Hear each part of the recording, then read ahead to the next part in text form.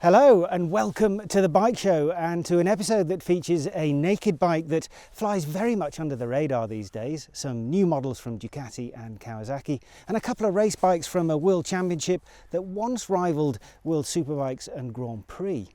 On that note, let me stop what I'm saying here and start again somewhere else. Naked bikes are the talk of the town these days. There's been lots of new models over the last year or two, many of them involved in a kind of arms race that has seen 170 horsepower outputs start to look very ordinary. If you want a naked bike with sporting chops, but quite reasonably it has to be said, have decided you don't need such stratospheric power numbers, then you have to search beyond all the new models squabbling over the headlines and delve a little deeper into the naked gene pool.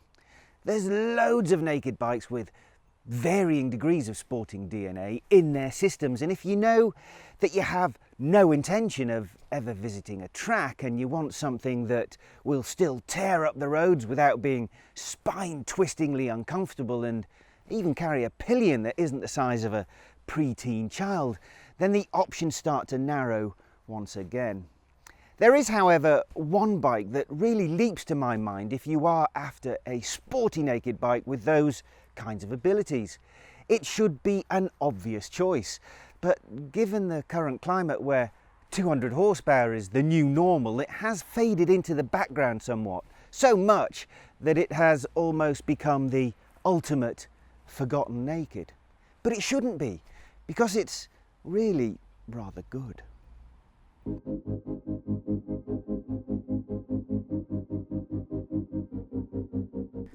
Some naked bikes are really stunning lookers these days, but this isn't one of those.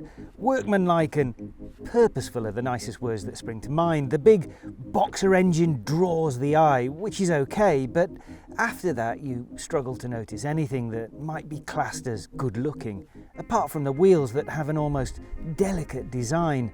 Though it's a shame so much of the rear wheel and single-side swing arm are hidden by that howitzer of an exhaust can. On this exclusive model there's some ironwork for mounting panniers, which is a bit of an eyesore, but wonderfully practical at the same time. And the same can be said for the pillion grab rails that might not be pretty, but as my wife can attest, make passengers feel much more secure on a fast ride. I'm no mega fan of the boxer engine, but every time I ride one, especially this latest shift cam version, I'm always impressed. For navigating an unknown road, really, I don't think there are many better engines for making rapid, smooth progress. It just makes riding easy. You get to forget about the engine. The idea of dual cam profiles is to get the best performance at both lower and higher RPM, an instant torquey hit down low and a useful rush of power right up to the red line. The shift cam does exactly that, and no matter how hard you try, you're never going to notice that 5 millisecond swap between the two cam profiles. Factor in a perfectly measured response to throttle inputs, even in its most sporty modes, and you have a really enjoyable, rewarding, big twin that is well suited to rapid road riding.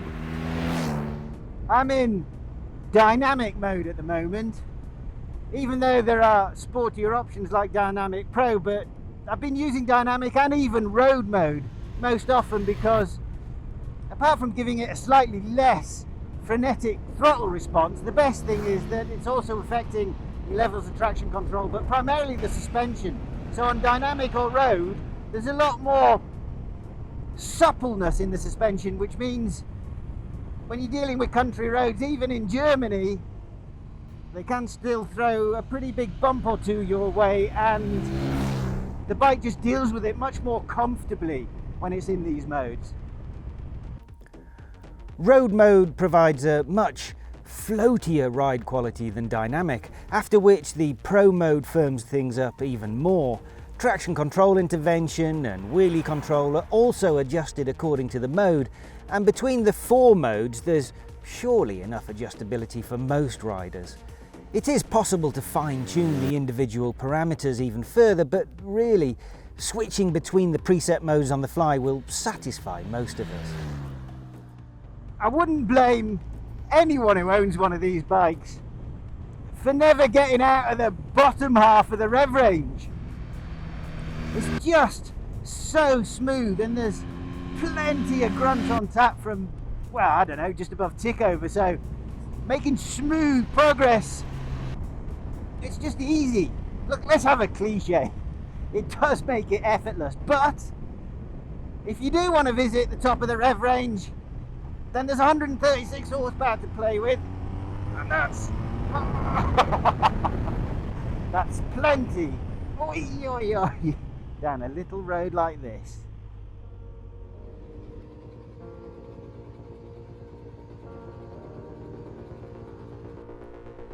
Looks-wise, it's a bit like the Performance, really. Nothing to make the headlines, but still effective. Solid, chunky, and a little bit bland, especially up here around the nose area with this headlight, which seems to be part of a new family look for BMW's nakeds, because it's similar to what you'll get on the F900R and the S1000R. It's a bit too, I don't know, anonymous for my taste. There again, I'm one of the weirdos who actually like the squinty-eyed headlights on the previous version of the S1000, so what do I know? I do know that this bike handles way more convincingly than its appearance suggests it will. It's not particularly light. The chassis geometry is pretty relaxed and the riding position is quite upright, all of which suggests a less than engaging proposition. But it's not. It turns in acceptably quickly, but with plenty of encouraging feedback from the front end, and it always feels reassuringly stable, planted when leaning, but agile enough to get over to the other side without any effort. It might not look it, but this is a very capable sport bike that is happy to get you questioning your own bravery on a back road long before you reach the bike's limits. You may not get particularly high horsepower numbers out of a flat twin, but you do get plenty of grunt, and perhaps even more importantly, at least in terms of handling, the flat twin brings you a very low centre of gravity compared to other engine layouts, and that surely has a lot to do with this big 239 kilo lump of a thing handling quite so agilely as it does.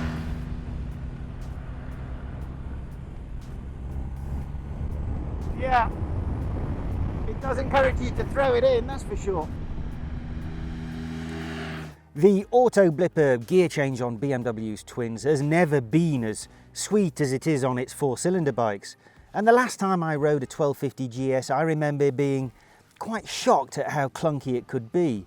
That means it should be the same here, but it isn't. It's much better.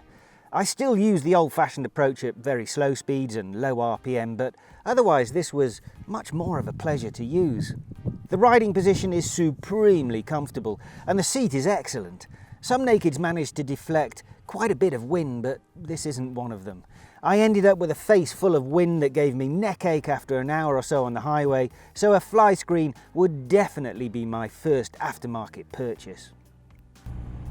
When this bike first came out, it was sporting a set of Brembos up front, and they've now been replaced by BMW's own badged items. But I tell you what, they're absolutely fantastic, especially for the road. If you wanted to be hypercritical, but that's again veering a little bit too much towards the sporty side of the equation, I'd say they possibly do with a fraction more initial bite. But I mean, that's just nitpicking gone crazy, to be fair, because they are powerful and plenty of feel. If you are not a dedicated follower of fashion and you are not swayed by all the hype surrounding the latest super nakeds, and you know that you want a road bike that is fun, comfortable, full of useful gadgets, and that makes riding easy and hassle-free, then you could do much worse than take a look at the R1250R.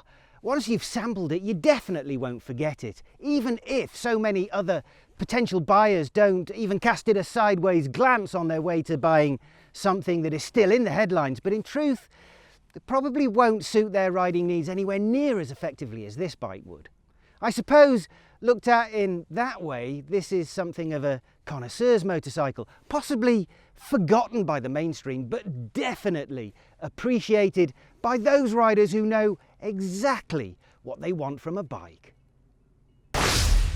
I had the bike a few extra days after I finished filming the test, and I have to say I actually started to like it even more. I put another couple of 100 kilometers on it and then rode it back to Munich and swapped it for a bike I've been looking forward to for a long while, the new S1000R. And on the return journey, instead of slobbering all over the much sportier S1000, I spent most of my time missing the R1250R. Its easy nature, its grunty motor, its smoothness, its comfort. I'll be bringing you the S1000 test in the next couple of weeks, but I have to say it initially came as a bit of a shock how less suited it is to most of the road riding that I wanted to do with it. Anyway, the R1250R is a bike I wasn't exactly overjoyed to be riding when I first picked it up, but a week of living with it made me really appreciate what a sleeper of a sport bike it is. On top of the stuff I've already mentioned in the test, I just wanted to add a few extra points, like the TFT screen and the way you interact with all the electronics, including the BMW Rider app. They're all simply streets ahead of the competition at the moment, and an absolute joy to use, as well as being very intuitive. Pillion comfort is good for such a capable sport bike. The hill hold that I thought was quite gimmicky at first is actually pretty useful once you get used to it. A firm squeeze on the brake lever and then leave it. Good for when you're at a traffic light on a slope. You can still sit up, let go of the handlebar, and then it will disengage when you release the clutch and pull away. I love the idea of the SOS facility. Thankfully, I haven't needed it, but it's peace of mind for me and for my wife when I'm off scouting new roads to film and I'm on my own. She at least knows I'll get help if I get carried away and run out of talent, which she is well aware can happen all too easily. Oh, and the mirrors. It's a bit of a nerdy point, I'll admit, but I really appreciate mirrors that keep giving a crystal clear image even at high speeds, and these are the best I've come across in a long, long time. I could go on and on. There's a lot of options on all BMWs these days, and this is no exception. It's a reasonably priced bike in its most basic form, but it soon gets expensive if you tick all those extras. Having said that, just about all those extras are worth paying for if you've got the money. I wouldn't be that bothered by some of the fancy finishes and materials you get in the exclusive package, for instance, but since they seem to come with other stuff that's more useful, like pannier preparation and the like, you might as well take them. So there you have it. The R1250R is almost the forgotten bike of the naked class, but it really doesn't deserve to be. Back after this short break.